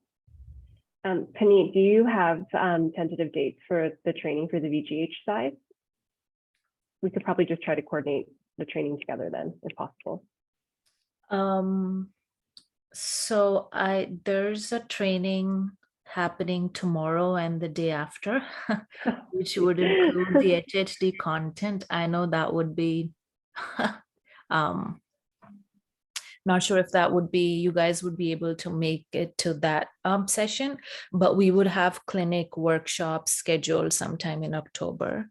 So I think, but if someone can join in, so HHD is going to be held on the 17th. If someone wants to join in via Skype, I mean, please feel free. Because I'm going to be delivering the content, HHD content to the site on the 17th. I guess that's a bit too soon, but maybe anything in the future, if we could do HHD together, it would really help. For sure. So we would definitely have clinic workshops sometime in October. I think that would be the ideal time for St. Paul's folks to join in. Mirza, we can coordinate the dates. Okay, that's good. Thanks. Okay, so that wraps up everything I need from a scheduling perspective. So thank you for all that information. And Puneet, I can hand it back to you to wrap things up. Yep. Thanks, Heather. I actually don't have much. So as we stated, the next session would be September the 6th, and we would be validating the ambulatory build, the new orders that we would create for St. Paul's, and then we would be validating the scheduling requirements, the scheduling build as well. And in that meantime, can I request someone from the site to just send us those two forms, the vaccination letter and the RN checklist, so that we can get the process started to put that into Forms fast?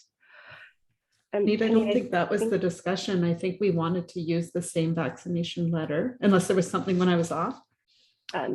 Okay. My understanding is that it's the same form, like whatever VGH is using for the vaccination, St. Paul's is currently still using. And then for the checklist, it's just whatever is available on BCPRA. Okay, perfect. Yeah. So, okay, great. Then if there's nothing else, I can give everybody your 45 minutes back. Thank you so much for joining today, everyone. Bye. Thank you. Thank you. Thank you.